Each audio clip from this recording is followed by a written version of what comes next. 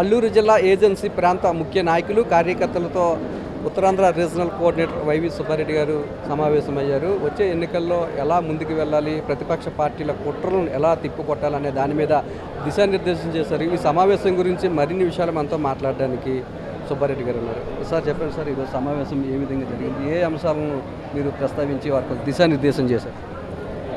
రేపు జరగబోయే ఎన్నికల్లో మే 13వ తారీఖు జరగబోయే ఎన్నికల్లో అల్లూరు సీతారామరాజు జిల్లాలో ఉన్న 2 అసెంబ్లీ నియోజకవర్గాలు పాడేరు, అరకులు ఏ విధంగా రేపు 13వ తారీఖు ఎన్నికల వరకు ప్రచార కార్యక్రమం నిర్వహించాలి. ఎందుకంటే ఈ 2 నియోజకవర్గాలు కూడా గిరిజన ప్రాంతాల్లో ఉండేవి. ఇక్కడ ప్రజలు కూడా స్కాటర్డ్గా ఉంటారు. ఎందుకంటే ఒక్కొక్క పోలింగ్ పరిధిలో రకరకాల 2-3 కిలోమీటర్ల పోలింగ్ బూత్ పరిధిలో 2-3 కిలోమీటర్లోనే 20-30 గ్రామాలు కూడా ఉండే పరిస్థితులు ఉంటాయి. కాబట్టి ప్రతి ఓటర్ని ఏ విధంగా పోలింగ్ బూత్ దగ్గర తీసుకొచ్చి ఓటు ఇచ్చే కార్యక్రమం చేయాలి అనే దానిపై ఒక దిశానిర్దేశం చేయడానికి ఈరోజు 2 నియోజకవర్గాల అరకు, పాడేరు నియోజకవర్గాల కార్యకర్తలు, నాయకులు, సమన్వయకర్తలు, అభ్యర్థులు, అరకు పార్లమెంట్ అభ్యర్థి, శాసనసభ్యులు, అరకు శాసనసభ్యులు, పాడేరు శాసనసభ్యుల సమక్షంలో విస్తృత సమావేశం నిర్వహించుకోవడం జరిగింది. ఎందుకంటే దేశంలోనే కాదు మన రాష్ట్రంలో ఎక్కడా లేని విధంగా గిరిజన ప్రాంతాల్లో గౌరవ ముఖ్యమంత్రి గారు ఎన్నో కార్యక్రమాలు చేశారు. అందువల్లే ఒక్క అరకు పాడేరు నియోజకవర్గంలో పాడేరు నియోజకవర్గం 2,44,000 మంది ప్రజలుంటే ఓటర్లు, అందులో 1,90,000 మందికి సంక్షేమ పథకాల వల్ల లబ్ధి చేకూరు. కాబట్టి ఈ కుటుంబాల వాళ్ళందరినీ మనకు అనుకూలంగా తప్పకుండా వాళ్ళంతా కూడా ఈ సంక్షేమ పథకాలు అమలు కావాలంటే మళ్ళా రాబోయే రోజుల్లో కూడా జగన్ గారే ముఖ్యమంత్రి కావాలని కోరుకుంటారుగా. కాబట్టి ఆ విషయాన్ని ప్రజల్లోకి తీసుకెళ్ళి ఆ కుటుంబాల వాళ్ళకి తెలియజేసి వాళ్ళందరూ కూడా మనకు అనుకూలంగా ఓటు వేసే విధంగా కృషి చేయాలని చెప్పి ప్రతి ఇంటికి వెళ్ళి గుర్తు చేసి ఆ ఓటు మనకి వైఎస్ఆర్ కాంగ్రెస్ పార్టీ ఫ్యాన్ గుర్తుపై ఓటేసే విధంగా చేయాలని చెప్పి ఈరోజు కార్యకర్తలకి, నాయకులకి దిశానిర్దేశం జరిగింది.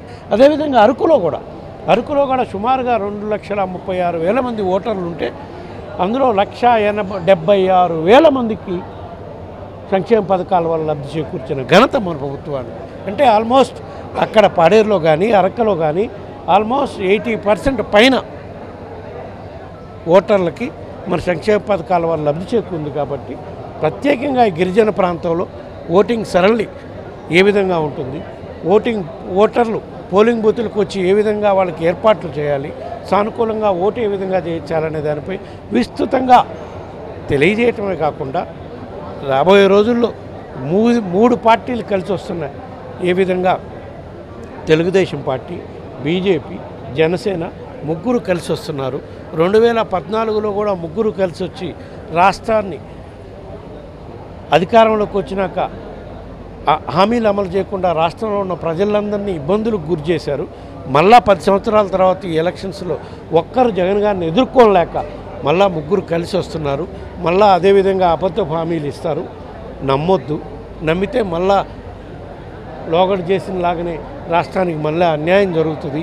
తస్మాత్ జాగ్రత్తగా ఉండాలని ప్రజలకి ప్రతి నియోజకవర్గంలో ప్రజలకు తెలియజేసి వైఎస్ఆర్ కాంగ్రెస్ పార్టీకి ఓటేసే విధంగా కృషి చేయాలని చెప్పడం జరిగింది. అంటే సార్ వీళ్ళ మాటలు నమ్మరనే చెప్పే ప్రశాంత్ కిషోర్తోని మళ్ళీ కూటమి అధికారంలోకి వస్తుందని చెప్పిస్తుంటారు మీరు అనుకుంటున్నారు సార్? ప్రశాంత్ కిషోర్ వెనకాల కూటమి నేతలు ఉన్నారని మీరు భావిస్తున్నారు?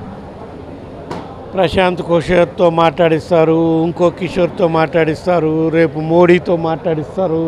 ఎందుకంటే ఆయన పార్ట్నర్ కదా, అందరితో మాట్లాడిస్తాడు. ఎంతమందితో మాట్లాడించినా చంద్రబాబు చెప్పేయి పచ్చి అబద్ధాలు, నమ్మరు.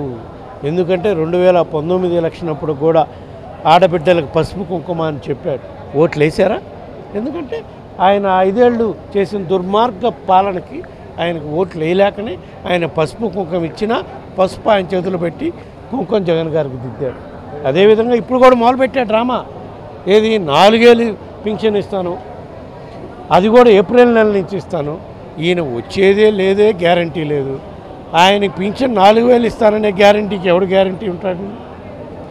ఇదివరకు ఇచ్చిన గ్యారంటీలు ఒక్కటి అమలు చేయలే. ఇప్పుడు మళ్ళీ 4,000 ఈ 3 నెలలకు కూడా ఇస్తానని చెప్తాడు. ఇంక ఈ ఈ ఈ మాటలు ఇంకా ప్రజలు నమ్ముతారా? మరీ ముఖ్యంగా గిరిజన ప్రాంతాల్లో ప్రజల్ని బాగా చైతన్యం చేయాలి.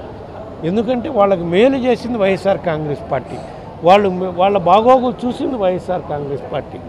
వాళ్ళకి ఈరోజు ఇన్ని పథకాలు వాళ్ళ ఇంటికి వచ్చి వాళ్ళ అకౌంట్లో పడుతున్నాయి అంటే ఏది ట్రైబల్ ప్రాంతాల్లో, మారుమూల గిరిజన ప్రాంతాల్లో. దానికి ముఖ్యమంత్రి జగన్మోహన్ రెడ్డి గారు చేసిన పాలన, చంద్రబాబు నాయుడు లాంటి ద్రోహి మోసగాడు మళ్ళా వస్తే ఈ ప్రాంతం మరీ ముఖ్యంగా అన్యాయం అయిపోతారు. ఈ ప్రాంతంలో ఉన్న ప్రజలోని గిరిజన ప్రాంతాలకు ప్రజలకు తెలియజేయడం కోసమే ఈ సమావేశం ఏర్పాటు చేయడం. సార్, మొన్నటి వరకు పవన్ కళ్యాణ్ విశాఖ స్టీల్ ప్లాంట్ ప్రైవేటీకరణ కాకుండా పోరాటం చేస్తానని చెప్పిన వ్యక్తి నిన్న నా చేతుల్లో ఏమీ లేదు, కాళ్ళు పట్టుకొని బేరాలాడదాం, కాళ్ళు పట్టుకుంటే స్టీల్ ప్లాంట్ ప్రైవేటీకరణ ఆగుతుందంటే కూడా మాట మార్చడానికి విధంగా అసలు వాళ్ళకి స్టీల్ ప్లాంట్ ప్రైవేటీకరణ అవసరం నిజంగా చిత్తశుద్ధి ఉందనుకుంటున్నాను.